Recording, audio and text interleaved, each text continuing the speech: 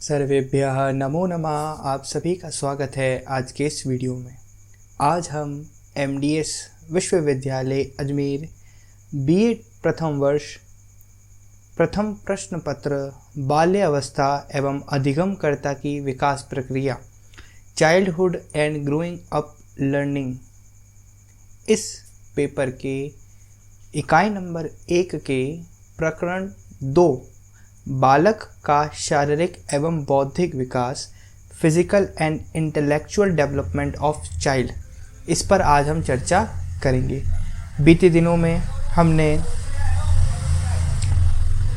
Paper 1 बाल्यावस्था एवं अधिगमकर्ता की विकास प्रक्रिया childhood and growing up learning में इकाई नंबर 1 को शुरू किया और हमने देखा था इस इकाई में 5 टॉपिक हैं, 5 प्रकरण हैं, जिनमें से हमने बीते दिनों प्रकरण संख्या 1 यानी इससे पहले वाली जो जस्ट वीडियो है उसमें बाल्यावस्था का अर्थ, अवधारणा एवं विशेषता यानी childhood meaning, concept and characteristics पर डिस्कशन किया था, चर्चा की थी, जिसमें हमने बाल्यावस्था का अर्थ समझा था, मीनिंग ऑफ चाइल्डहुड समझा था, बाल्यावस्था के प्रकार समझे थे, काइंड ऑफ चाइल्डहुड समझा था और बाल्यावस्था के अन्य नाम कि बाल्यावस्था को किन किन अन्य नामों से भी जाना जाता है और क्यों जाना जाता है, इस पर हमने विस्तृत चर्चा की थी, जिसमें हमने जाना था कि 2 से 6 वर्ष की अवस्था बाल्यावस्था कहलाती है और बाल्यावस्था के 2 प्रकार होते हैं, एक पूर्व बाल्यावस्था और एक उत्तर बाल्यावस्था।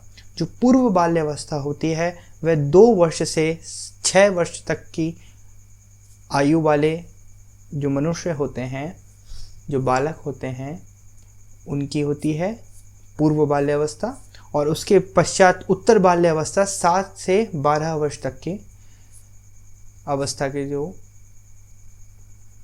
बच्चे होते हैं उसे हम उत्तर बाल्यावस्था कहते हैं। इसी प्रकार से हमने देखा था कि बाल्यावस्था के अन्य नाम भी थे, जैसे प्रारंभिक विद्यालय आयु, स्फूर्ति अवस्था, समूह अवस्था और गंदी अवस्था। बाल्यावस्था को इन महत्वपूर्ण नामों से भी जाना जाता है। प्रारंभिक विद्यालय आयु क्यों कहा जाता है इस अवस्था को? क्योंकि इसमें जो बच्चा होता है वो स्कूल जाने के लिए तैयार होता है, इसलिए प्रारंभिक विद्यालय आयु कहते हैं इसे। स्फूर्ति अवस्था क्यों कहते हैं? क्योंकि इस एज में 2 साल से लेकर 12 वर्ष तक की जो मध्य की अवस्था है वह उसमें बच्चे में स्फूर्ति बहुत होती है, तो इसलिए इसे स्फूर्ति अवस्था कहा जाता है, बहुत दिमाग उसका तेज चलता है। समूह अवस्था क्यों कहते हैं? क्योंकि इस अवस्था के जो बच्चे होते हैं वो ज़्यादातर समूह बनाते हैं, अपने समवयस्क जो बालक या बालिकाएं होती हैं उनके साथ टोली बनाना चाहते हैं, उनके साथ समूह बनाना चाहते हैं। इसलिए जो मनोवैज्ञानिक हैं उन्होंने इस अवस्था के बच्चों को टोली या ग्रिट अवस्था भी कहा है और इसे समूह अवस्था भी कहते हैं। इसी प्रकार गंदी अवस्था भी इसको कहा जाता है, क्योंकि इस अवस्था के जो बच्चे होते हैं वो ज़्यादातर क्या करते हैं, लापरवाह होते हैं। वो कहीं भी चले जाते हैं, अपने वस्त्रों को गंदा कर लेते हैं, अपने मुख को गंदा कर लेते हैं, उनको किसी बात की भी फिक्र नहीं होती है, तो इसलिए मनोवैज्ञानिकों ने इसे गंदी अवस्था कहकर भी पुकारा है। तो ये बात तो थी हमारी पिछले वीडियो की।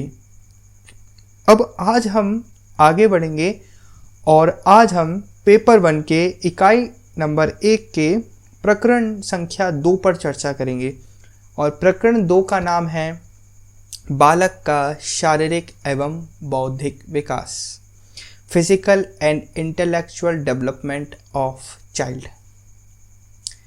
कल हमने देखा था कि जो बालक होता है, बालक की बहुत सी अवस्थाएं होती हैं।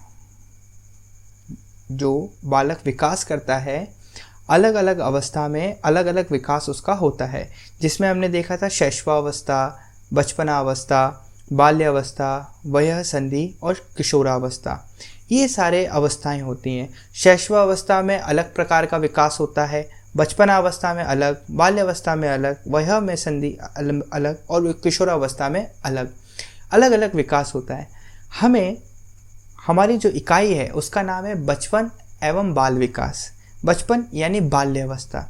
तो हमें मुख्य तौर पर हमारी जो बाल्यावस्था है, इन सभी अवस्थाओं में हमारी जो बाल्यावस्था है यानी चाइल्डहुड है, इसके अंदर हमें चाइल्डहुड में होने वाले जो विकास है उन पर चर्चा करनी है। मुख्यतः आज हम चाइल्डहुड यानी बाल्यावस्था में होने वाले जितने भी शारीरिक विकास हैं और बौद्धिक विकास हैं यानी फिजिकल डेवलपमेंट और इंटेलेक्चुअल डेवलपमेंट है, इस पर चर्चा कर रहे होंगे। क्या आपके दिमाग में क्लियर हुआ कि आज हम किस टॉपिक पर चर्चा करेंगे?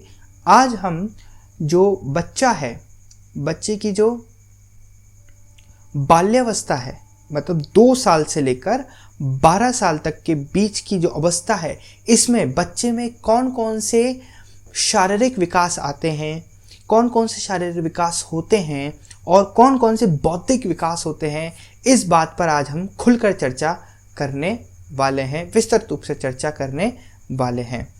अब ऐसा ही नहीं है कि केवल शारीरिक विकास या बौद्धिक विकास ही होते हैं, एक बालक में कई विकास होते हैं। तब आप पूछेंगे कि कौन कौन से विकास होते हैं, ऐसे कौन कौन से विकास हैं जो एक बच्चे में होते हैं? तो हम बोलेंगे शारीरिक, बौद्धिक, संवेगात्मक और सामाजिक। मुख्य तौर पर ये जो 4 विकास हैं जो कि एक बालक में या बालिका में या बच्चे में पाए जाते हैं। फिजिकल डेवलपमेंट होता है उसका, इंटेलेक्चुअल डेवलपमेंट होता है उसका, इमोशनल डेवलपमेंट होता है उसका और सोशल डेवलपमेंट होता है उसका। ये 4 विकास उसमें होते हैं। आज की कक्षा में इनमें से हम 2 को पढ़ेंगे और 2 को आगे पढ़ेंगे, क्योंकि इसी तरीके से हमारे 5 प्रकरण बनते हैं। प्रकरण 1 में हमने बाल्यावस्था का अर्थ, अवधारणा और विशेषताएं पढ़ी। प्रकरण 2 यानी आज हम बाल्यावस्था में शारीरिक विकास और बौद्धिक विकास पर चर्चा करेंगे। तो आइए शुरुआत करते हैं सबसे पहले बाल्यावस्था में शारीरिक विकास। बाल्यावस्था यानी चाइल्डहुड में 2 से लेकर 12 वर्ष की आयु में बच्चे में कौन कौन से शारीरिक विकास होते हैं, इस पर चर्चा करते हैं। शारीरिक विकास का सीधा सीधा मतलब होता है भौतिकता से, यानी बच्चे में दिखावट, यानी हम जो देख पा रहे हैं ऐसे कौन कौन से विकास होते हैं। हम बालक में क्या क्या देख पाते हैं? हम बालक में देख पाते हैं उसकी लंबाई, उसका भार, उसका सिर तथा मस्तिष्क का जो साइज है, आकार, वो हड्डियां, दांत, मांसपेशियां, अन्य अंग, ये सब चीज़ें हमें शारीरिक तौर पर दिखती है, जिन्हें हम शारीरिक विकास के अंगों के रूप में देख सकते हैं। यदि हमें बालक को के शारीरिक विकास को समझना है तो हमें समझना होगा इन बिंदुओं को। शारीरिक विकास में लंबाई, भार, सिर तथा मस्तिष्क का आकार, हड्डियां, दांत, मांसपेशियां और अन्य अंग, इनमें परिवर्तन होता है।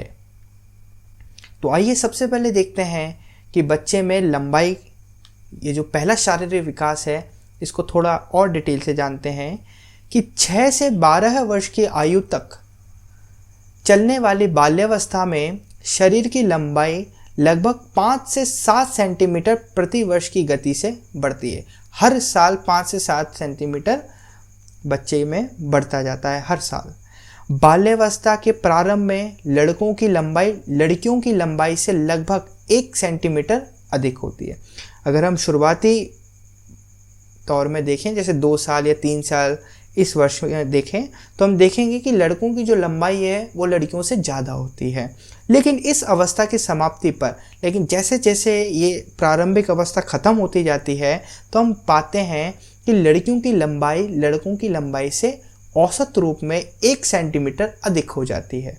मतलब मान लीजिए लड़का है और ये लड़की है, तो प्रारंभिक तौर पर तो लड़की की जो आयु है वो बढ़ती जाती है और लड़की की आयु भी बढ़ रही है, लेकिन अधिक बढ़ रही है किसकी? लड़के की। लेकिन जैसे जैसे अवस्था ख़त्म होती जाती है, प्रारंभिक अवस्था ख़त्म होती जाती है, तो क्या होता है, जो लड़के की आयु है वो कम होती जाती है और लड़की की आयु बढ़ती जाती है, लंबाई बढ़ती जाती है।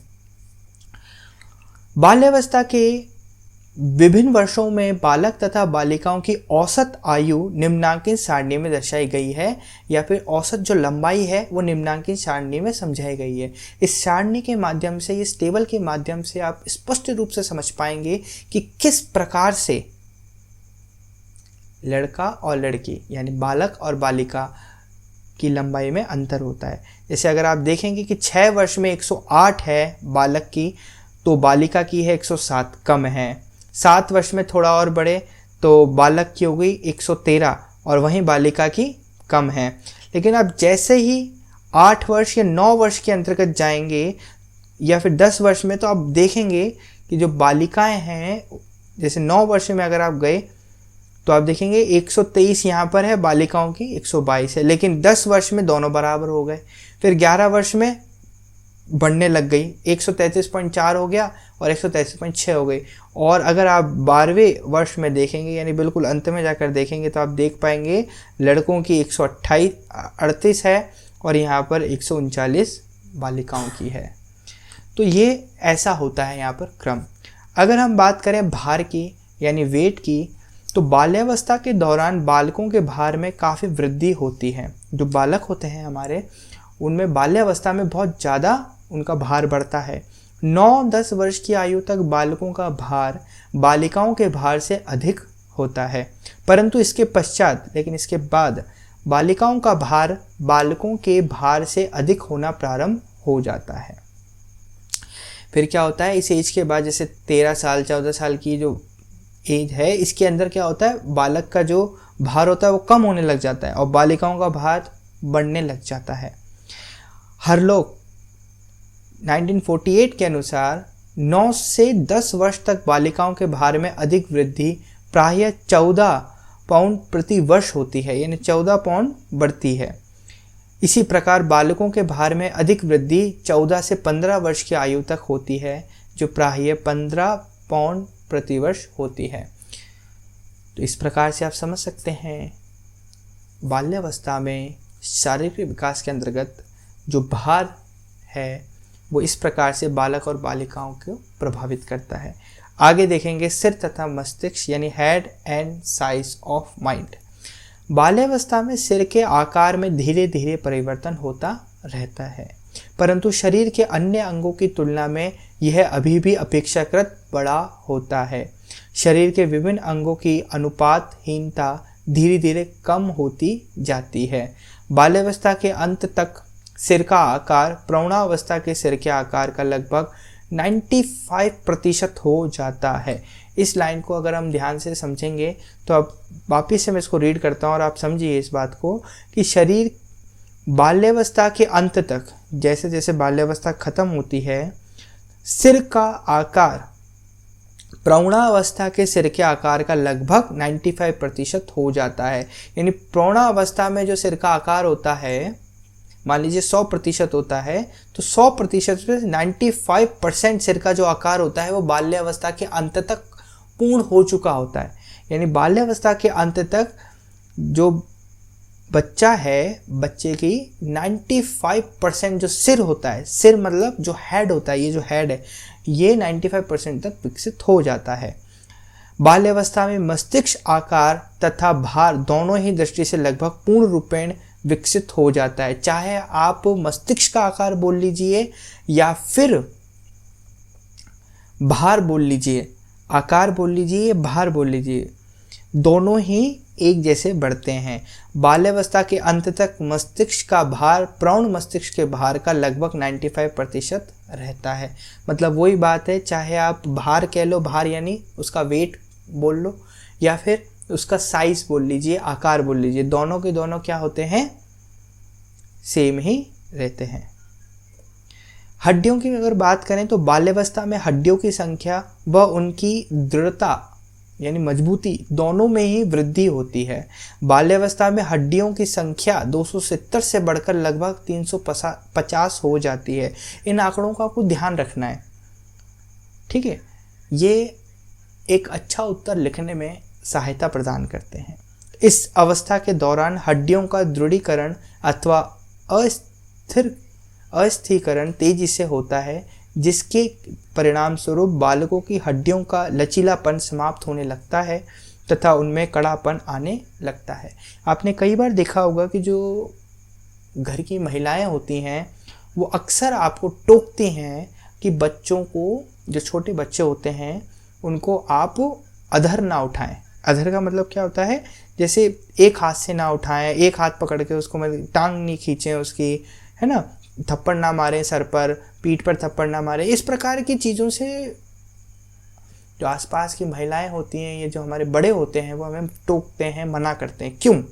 क्योंकि वो जानते हैं कि इस वक्त जो हमारी हड्डियां होती हैं, यानी 2 साल से लेकर 12 साल के बीच की जो अवस्था है, जिसे हम बाल्यावस्था कहते हैं, इसमें जो बच्चा होता है उसकी हड्डियां कमज़ोर होती हैं और अभी वो विकसित हो रही हैं। लेकिन जैसे जैसे अंतिम दौर आता है इस अवस्था का, तो उस दौर में या उस समय में जो हड्डियों का लचीलापन होता है वो कम हो जाता है और उसमें कड़ापन आने लग जाता है। अब बात करें दांत की, तो लगभग 5 से 6 वर्ष की आयु में स्थायी दांत निकलने प्रारंभ हो जाते हैं। 16 वर्ष की आयु तक लगभग सभी स्थायी दांत निकल जाते हैं।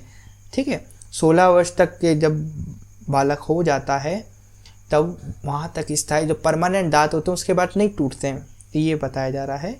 स्थायी दांतों की संख्या लगभग 32 होती है, परंतु बाल्यावस्था के अंत तक दांतों की संख्या 27 से 28 होती है। ठीक है, मतलब 12 साल तक बच्चों की जो दांतों की संख्या होती है वो 27 से 28 होती है। लड़कियों में स्थायी दांत लड़कों की अपेक्षा कुछ जल्दी निकलते हैं। दांतों के निकल आने से बच्चों की मुखाकृति में परिवर्तन आने लगता है तथा उनका भोलापन समाप्त होने लगता है। ठीक है, बच्चे में जब दांत आने शुरू होते हैं तो उनकी जो मुखाकृति है, यानी मुख का जो रूप है जो है वो बदलने लगता है और उनका जो भोलापन जो होता है वो धीरे धीरे क्या होने लगता है, ख़त्म होने लगता है। अगर हम बात करें मांसपेशियों की, तो बाल्यावस्था में मांसपेशियों का धीरे धीरे विकास हो जाता है। 12 वर्ष की आयु तक पहुँचते पहुँचते बालक की मांसपेशियों का भार उसके शरीर के कुल भार का लगभग 33% हो जाता है। ठीक है, इस लाइन को दोबारा देखिए कि 12 वर्ष की आयु तक पहुँचते पहुँचते बालक की मांसपेशियों का भार, किसका भार, मांसपेशियों का भार उसके शरीर के कुल भार का लगभग 33% हो जाता है। मतलब मान लीजिए कि अगर बच्चे का कुल भार 100 किलोग्राम है, तो 100 किलोग्राम का 33% जितना भी होगा आप निकालिएगा, 100 किलोग्राम का 33% जो निकालेंगे तो जो उत्तर आएगा वह उसकी मांसपेशियों का भार होगा। अब आप सोच लीजिए कि ये रेशो चलता है। इस अवस्था में बालक अपनी मांसपेशियों पर पूर्ण नियंत्रण करने लगता है। अपनी जो मसल्स हैं, मसल्स मतलब ये वाली मसल्स हो गई, जो लेग्स की मसल्स हो गई, ये जितनी भी मसल्स होती हैं इन पर कंट्रोल करना शुरू कर देता है। अब आते हैं अन्य अंग। ये तो हमने बात करी लंबाई, भार, मसल्स, हड्डियां, दांत। शरीर में यही नहीं होता, शरीर में और भी चीज़ें होती हैं। तो बाल्यावस्था में बालक के लगभग सभी अंगों का विकास हो जाता है ना। 2 साल से 12 साल के बीच की जो अवस्था है बाल्यावस्था, इसमें लगभग जो बच्चे का जो भी शारीरिक ढांचा होता है, शारीरिक ढांचे में सम्मिलित जितने भी अंग होते हैं उनमें परिवर्तन हो जाता है, जिसके कारण वह अपने विभिन्न शारीरिक अंगों, शक्तियों तथा गति पर नियंत्रण करने में समर्थ हो जाता है, कैपेबल हो जाता है। बालक के कंधे चौड़े हो जाते हैं, कूल्हे पतले, पैर लंबे व सीधे होते हैं, जबकि बालिकाओं के कंधे पतले, कूल्हे चौड़े तथा पैर कुछ अंदर को झुके हुए होते हैं। लगभग 11 से 12 वर्ष की आयु में बालक बालिकाओं के यौन अंगों का विकास तीव्र गति से होने लगता है। बाल्यावस्था में हृदय की धड़कन की गति में निरंतर कमी होती जाती है, इसलिए बच्चों को वहाँ उस एज में बोला जाता है कि ज़्यादा ऐसा कार्य नहीं करना है जिसमें जैसे भागना नहीं है। आपने देखा होगा कुछ बच्चों को एकदम से अस्थमा जैसी बीमारियां हो जाती है, सांस लेने में प्रॉब्लम आती है, क्योंकि 2 से 12 वर्ष की आयु ये जो है, ये इसमें हृदय की जो धड़कनें होती हैं वो कम हो जाती। 12 वर्ष की आयु में धड़कन की गति 1 मिनट में लगभग 85 हो जाती है। 1 मिनट में 85 बार धड़कता है इसका मतलब, तो ये आपको ध्यान रखना है। अब जब हम बात कर लेते हैं शारीरिक विकास की,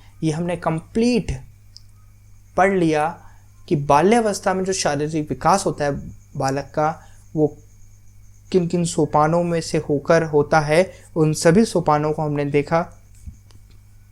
अब हम बाल्यावस्था में जो बौद्धिक विकास है, इंटेलेक्चुअल डेवलपमेंट है, उसकी ओर बढ़ते हैं। बाल्यावस्था में बौद्धिक या फिर मानसिक विकास, इंटेलेक्चुअल या मेंटल डेवलपमेंट, दोनों ही एक बात है।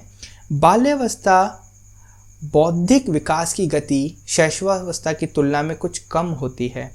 फिर भी इस अवस्था में बालकों में समझने, स्मरण करने, विचार करने, समस्या का समाधान करने, प्रत्यक्ष ज्ञान करने यानी डायरेक्ट नॉलेज को गेन करने में, चिंतन करने में, थिंकिंग, निर्णय लेने यानी डिसीजन जैसी शक्तियों का पर्याप्त विकास होता है। बाल्यावस्था में निम्नलिखित मानसिक शक्तियों का विकास होता है। शैशवावस्था से बाल्यावस्था में मतलब कम बौद्धिक विकास होता है। अब हर एक स्टेज में क्या क्या विकास होता है हम उसको समझेंगे कि जब देखिए कि बौद्धिक विकास में जैसे 6वां वर्ष में बौद्धिक विकास, 7वें वर्ष में बौद्धिक विकास, 8वें वर्ष में बौद्धिक विकास, 9वें वर्ष में बौद्धिक विकास और इसी प्रकार से द्वादश यानी 12वें वर्ष में बौद्धिक विकास। हर एक वर्ष की अलग अलग बौद्धिक विकास होता है, इंटेलेक्चुअल डेवलपमेंट होता है। क्या क्या होता है, जैसे बात करें अगर 6वें वर्ष की 6वें वर्ष में बालक में कौन कौन सा बौद्धिक विकास होता है, तो बालक बिना हिचके हुए 13 से 14 तक की गिनती सुना देता है, सरल प्रश्नों के उत्तर दे देता है और शरीर के विभिन्न अंगों के नाम बता देता है।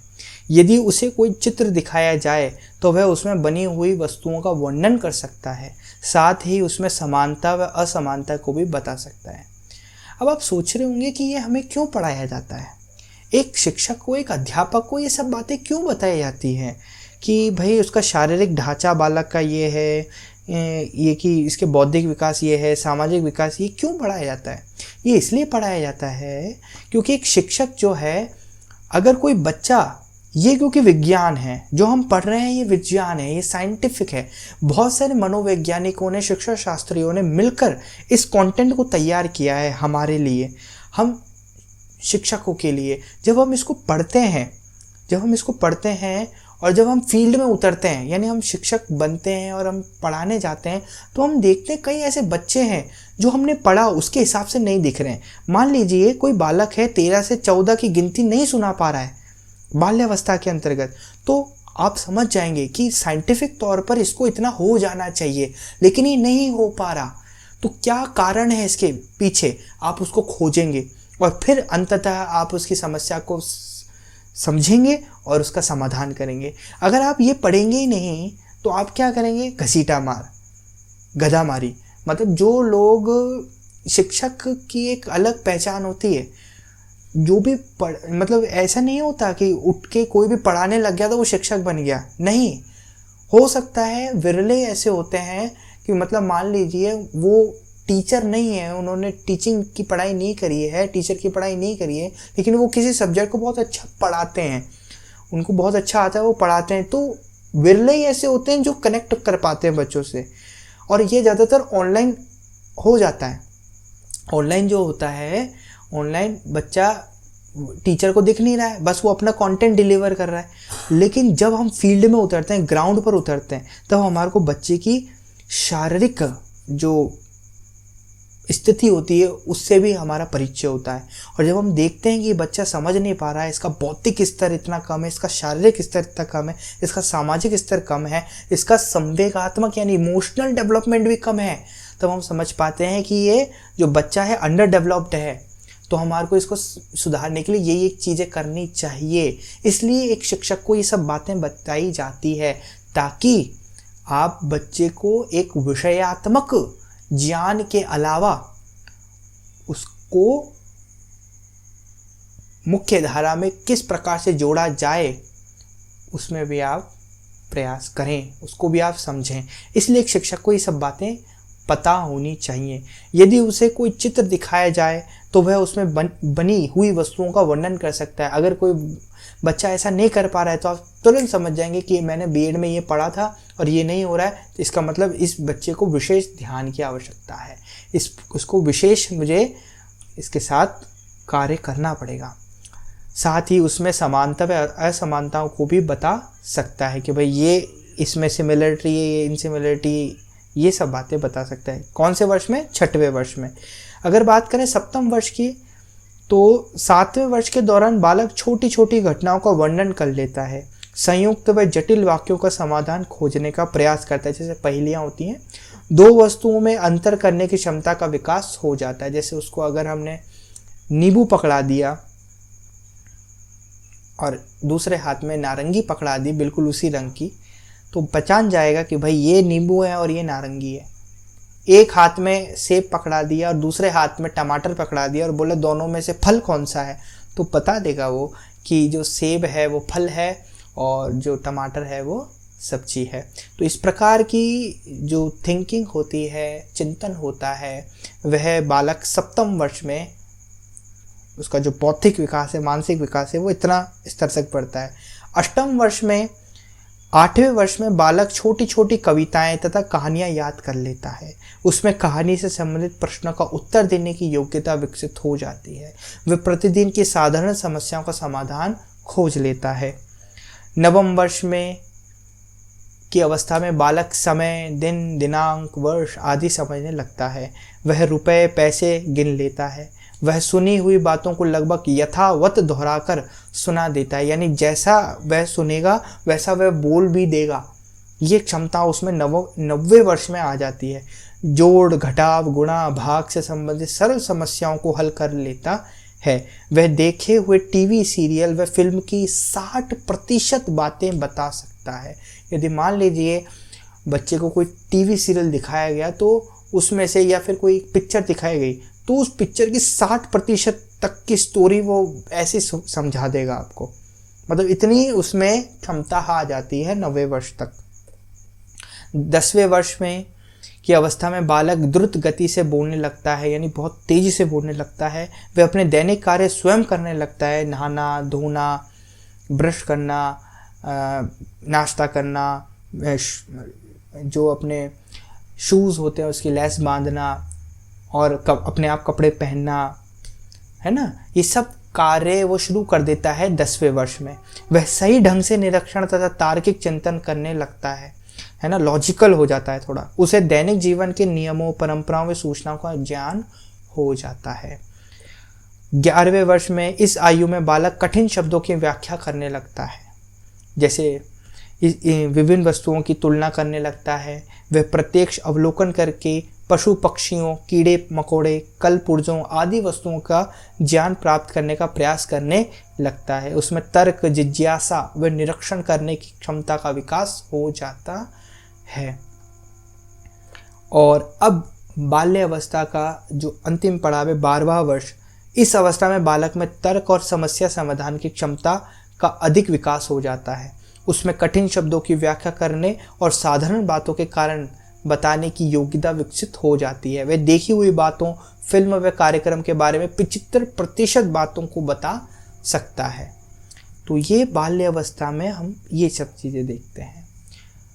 तो इस प्रकार हमने आज बाल्यावस्था में शारीरिक विकास और बौद्धिक विकास को बड़े ही विस्तृत रूप से समझा, जिसमें हमने जाना कि बाल्यावस्था में किस प्रकार से बालक के शारीरिक विकास में परिवर्तन होता है और बौद्धिक विकास में परिवर्तन होता है।